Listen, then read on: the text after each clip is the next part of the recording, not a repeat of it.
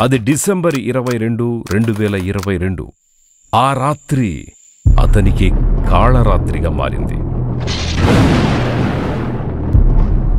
ఖగోళం కంపించినట్టు అతని జీవితమంతా అల్లకల్లోలమైంది. ఆ రోజు ఇంటికి వెళ్ళి వస్తారు, ఇంటికి రాలా అనే మా అమ్మాయి తానున్నాం. ఇంటికి వస్తే చచ్చిపోయేటోంది ఆ రోజు. జీవన్మరణ పోరాటం ఇది. ఆ రోజు అసలు మేము ఎప్పటికీ మర్చిపోలేము. అంటే అంత భయంకరమైన సిచ్యుయేషన్ మేము ఎప్పుడు ఫేస్ చేయలేదు. ఆ రోజు ఆ కుటుంబం జీవితాంతం మరువలేని ఒక పీడకల.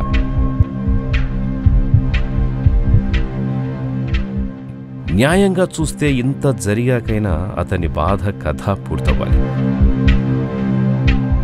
ఆ రోజు అసలు ఏం జరిగిందంటే,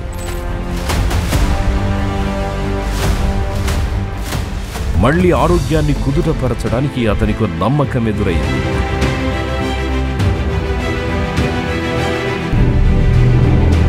క్యాన్సర్ ఊబి నుంచి బయటపడ్డ ఓ పురుషోత్తముడి కథ.